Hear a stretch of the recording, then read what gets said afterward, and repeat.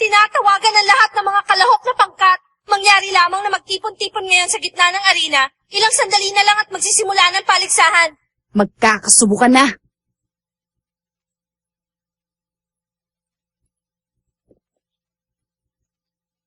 Oras na para lumaban at manalo. Tayo na!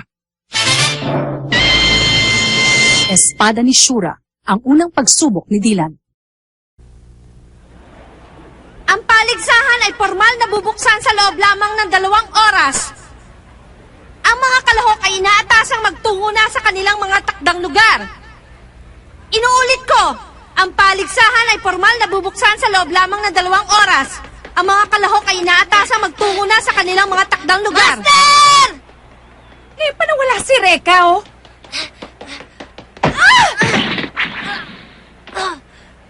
Aray! Okay ka lang ba? Pasensya ka na. Nagmamadali kasi ako eh. Baka nasaktan kita ng gusto. Hindi. Huwag kang mag-alala. Okay lang ako. Mabuti naman. Sige, may gagawin pa ako eh. Pasensya na ulit. Sino kaya yun? Masyado naman magalang. Siguro may importanteng bagay lang siya gagawin. Hokage! Ay! Kayo ang Hokage, diba? Oo. Ilang minuto na lang magsisimula ng opening ceremony. Saan ba kayo nagpunta at ang hirap niyong hanapin? Teka, nasa yung sino kasama? Ewan! Nandyan lang yung sa tabi-tabi. Baka natutulog. Kasi naman eh, pasere-seremony pa. Inaisip tuloy na mamasyal na lang kaysa naman mapagod sa mga sipits-sipits na yan. Kaya dyan ka muna. Sige, kung gusto niyo ma-disqualify. Ano? Ba't mo lang sinabi? Hanapin niyo na siya. Kailangan kumpleto kayo bago magtalumpati yung tagapangasiwa ng paligsahan. Ano ba yan, mga baguhan? Ha? Akala mo kung sino? Ha? Teka! Saan ka na pa? Bumalik ka na dito! Sabihin mo nga hindi natin kasama mga ito?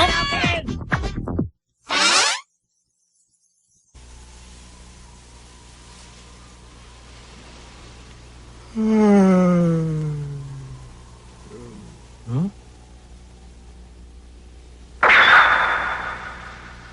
Ano yun? Mukhang hindi madaling makalabas dito ng basta-basta. Relax ka lang. Pabayaan mo sila. Magpasalamat ka nga at hanggang ngayon ay buhay pa tayo. Kanina ka pa ba dyan? Nauna ako sa'yo ng kalating oras bago ka dumating. Ano? Eh bakit hindi man lang kita nakita? Baka may iniisip ka malalim. Huwag ka mag-alala. Ganon talaga kapag may mga ganitong uri ng paligsahan.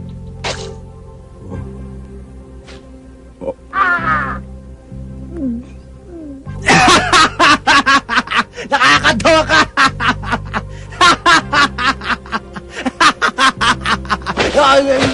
Ay!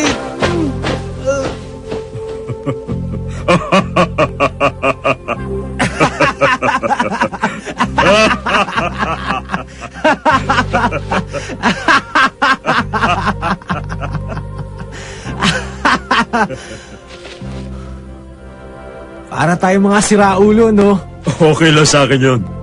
Kahit na alam natin magkalaban tayo sa paligsahang ito, pwede pa rin naman tayo magsaya. Hindi ko lang alam kung mabait ka talaga. Oh, isip bata ka pa rin. Rico, hindi ako isip bata, no? Siya nga pala, ako si Kukay. Mula sa pangkat ng Ku sa Tuhuko. Ako si Reka na busy ng Hokage team. Master! Oh, Saicho, ano problema? Eh kasi,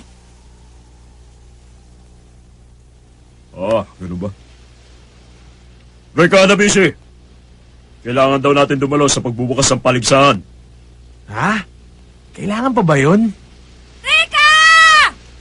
Nandito na ang mga kaibigan mo para sunduin ka.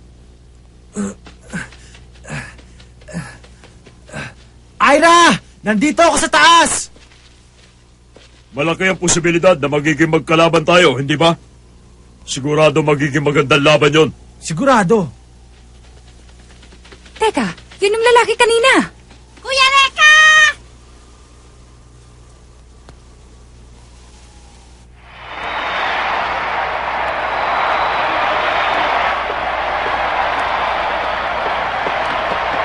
Ito ang pwesto natin. Ah! Miss Official! Miss Official! Sandali lang dito! Bakit ba ang ingay-ingay mo? Tumahimik ka muna at magsisimula ng programa. Hokage team present ang lahat! At ngayon naman, magbibigay ng maikling talumpati ang tagapangasiwa ng paligsahang ito, si Ginoong Augustus Mori. Maraming salamat sa inyong pagdalo. Mga magigiting na mandirigma. Ako si Augustus Mori, ang tagapangasiwa ng paligsahang ito.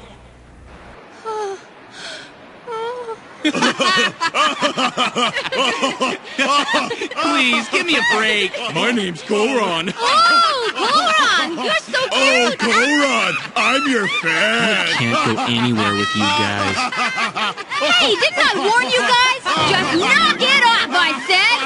These guys are completely out of their minds, aren't they? Mapupunta sa magwawagi ang lahat ng gantimpala. Subalit, walang ititira para sa mga talunan. Ano? Nais nyo pa bang lumaban?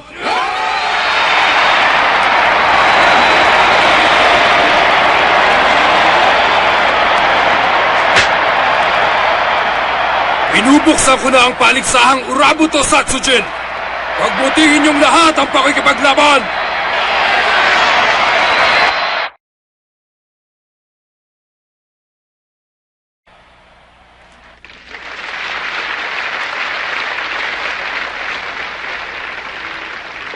Ginoong Mori, sana naman mas maging maganda ito sa nakaraang paligsahan. Oo nga. Huwag kayong mag-alala. Pero ang paborito pa rin namin ay manalo ang inyong anak. Mula sa pangkat ng Uruho Korinai, di ba? Hindi ako nakinig sa payo mo noon, kaya malaki ang natalo sa akin. Malaki. Ngayon, mananalo ka na. Iniutos ko sa pangkat ni Korey na sa bandang huli na pumasok sa paligsahang ito. Nang sa ganun, ang pinakamalakas ang makalaban nila. Ganun ba?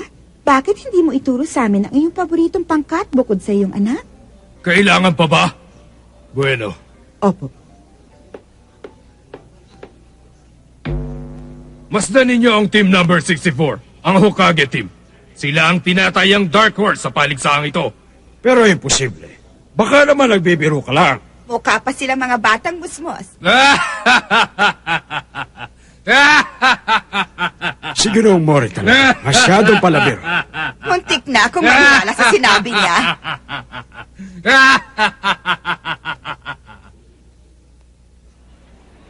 Hahatiin ang 64 na pangkat sa 4 na grupo. Tatawagin natin Group A, B, C at D. Ang mananalo sa bawat grupo ang siya maglalaban-laban. 64? Ibig sabihin, ilang beses tayo dapat manalo? 4 na grupo, 16 bawat isa, 6 na beses. At ngayon naman, sisimulan na natin ang palabunutan.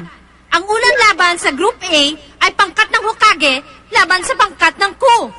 Sila yung...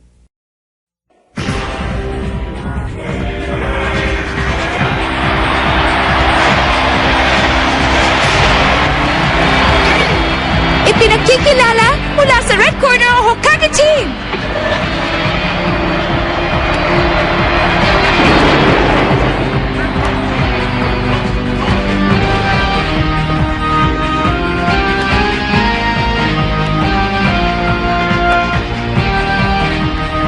Sige, tapusin na natin to!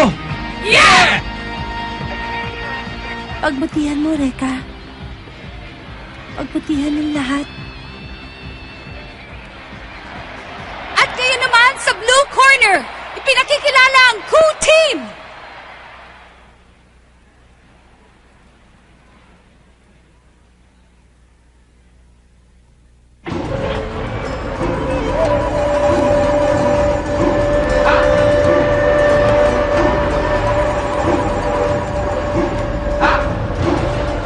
Sige, galingan nyo! Sige na! Tapusin nyo ang kalaban! Saicho! Tapusin nila! Tapusin nila lahat! Pinamilyo, tapusin mo silang lahat! Teka, sino ba yung mga yan? Hindi mo ba sila kilala? Sila yung mga pamosong mamamatay tao mula sa Tohoku area. Kilalang kilala sila sa mga iligal na paligsahan kagaya nito. Nanalo sila dahil sa kanilang pambihirang kapangyarihan. Sila nga yan. Reka, Mukhang malakas kagad na nakaharap natin Mamamatay tao? Si Kukay? Mula sa araw na ito, magsisimula na ang kasaysayan ng ating pangkat. Oras na para simulan ang unang laban!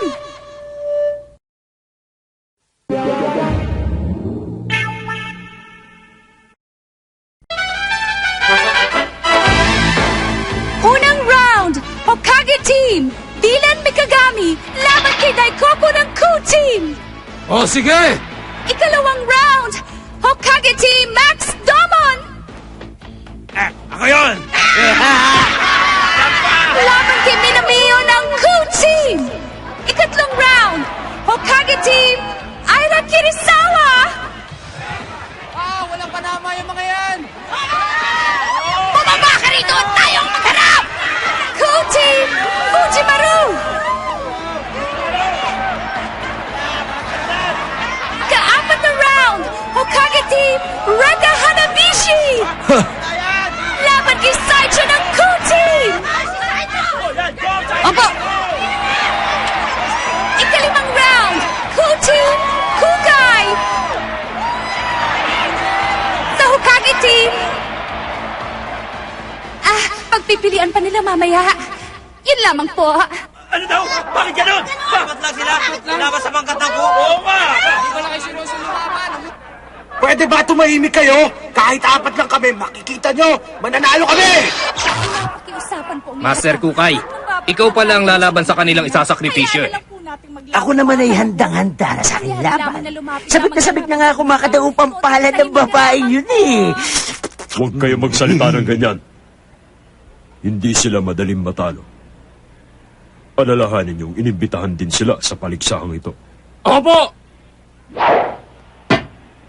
Wala akong pakialam. Kahit namamamatay tao pa mga yan, malalagot sila sa akin. Ipapakita ko sa mga nangasal sa atin kung gaano tayo kagaling sa pagtapos sa mga kalaban! Ha! Aray ko. Aray. Tinatawagan ng mga kalahok sa unang round! Adyan na! Dylan, galingan mo! Tapusin mo na ang kalaban! Kaya-kaya mo yung Dylan!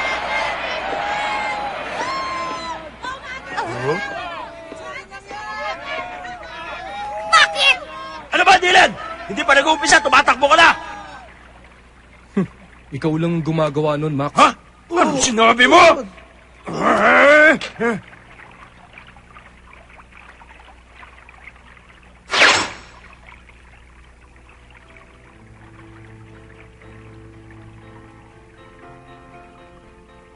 Mikagami. Po, wala na akong maibabahagi pa sa iyong kaalaman. Hinahangaan kita dahil dalubhasa ka na sa aking Hiyamon Ken Technique. Napakabilis ng panahon. 7 taon na nang simulan ko ang iyong pagsasanay. At hanggang ngayon, hindi ko pa rin mabago ang iyong pag-iisip. Hindi na po. Paghihiganti. Yan ang pinatutunguhan ng iyong espada at magdadala sa iyo sa landas ng Shura. Nakahanda po ako, Master.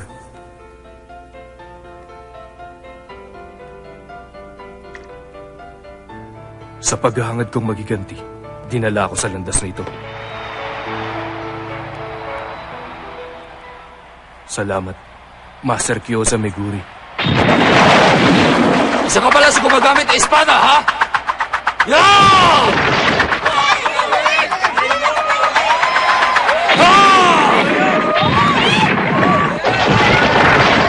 Hop! Hop! Hop! Hop! Hop! Hop! Hop! Ang pangalan ko ay Daikoku. Biyasa ako sa paghawag ng tungkod ng buo. Ang galing! Ngayon, alam ko na kung bakit siya una man lalaro ng ku. Ang bilis niya. Paano niya nagawang kontrolin ng tungkod na yun ang ganun kadali? Ibang klase talaga.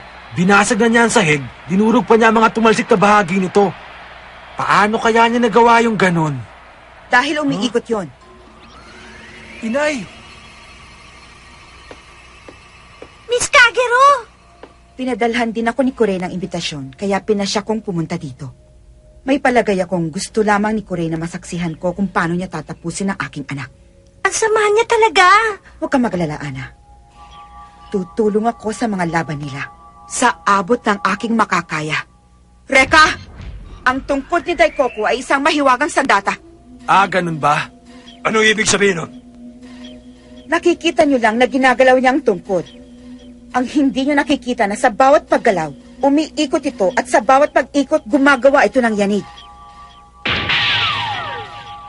Kapag yumayanig ito, paulit-ulit nitong binabalik ang mga tira o tama nito.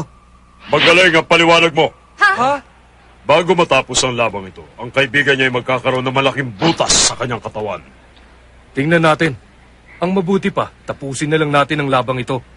Para kang isang sirkero sa mga pinaggagawa mo. Ah, ganon? Sirkero pala, ha? Masyado ka, Dylan Me! Kahit ano pa ang pangalan mo, hindi ka sasanduin ng tungkod ko! Humanda ka ngayon! Yeah! Handa na pala sila! Simulan na!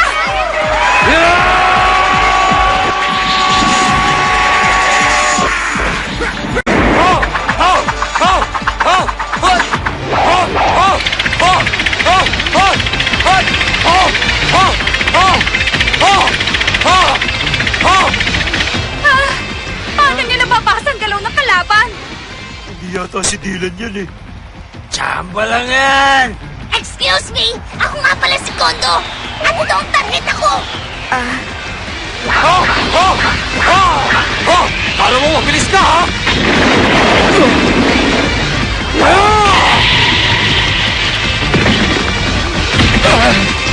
Dylan! Si Dylan bumagsak na!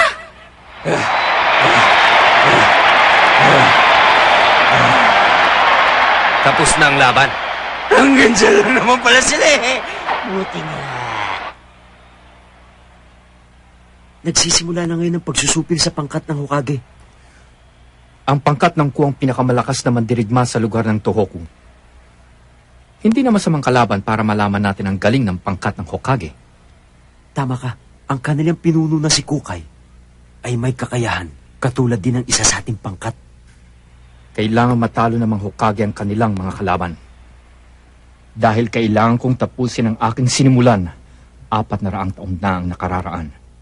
Okay ka lang? Dylan! Okay ka lang ba? Nasaktan siguro siya na gusto! Patay na yata eh. Yan naman ang gusto mo, di ba? Tinamaan siya, pero naiwasan niya ang pamatay na tira, kaya siya bumaliktad. Nakakatawa naman. Pero ganun pa man, hindi na magtatagal ang laban. Dylan, tingnan mo. May sugat ang binti mo. Ang binti ko? Oo nga, no. Diyan pala ako tinamaan. Bakit mukhang kalmado ka pa rin? Huwag mong sabihing lalabang ka pa niyan. Yabang talaga ng isang to. Huwag mo nang ituloy, Dylan. May tama ka na, kaya mahihirapan kang iwasan ng mga tira niya. Kami na lang ang bahala sa ibang mga laban, Dylan! Salamat na lang. Pero sigurado ako, hindi na niya ako tatamaan ngayon. Alam niyo ba kung paano patigilin ng electric fan? Nabaliw na yata. Dylan? May connection ba yan sa labang ito? Para tumigil? Eh di patayin mo. Titigil ang electric fan pag nag-brown out? Ano ba yun? Ipapakita ko sa inyo ang aking sagot. Gamit ang aking Ensui. Sumuko ka na, Dylan! Ay, Goku! Tapusin na yung hantog na yan! Yeah!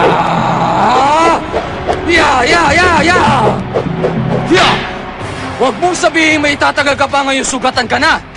Isa kang hangal! Nakakaawa ka namang nilalang, Dylan. Pagbibigyan kita, patatahimikin ko na yung bibig mo! Yeah! Ogi Technique! 100 Storm!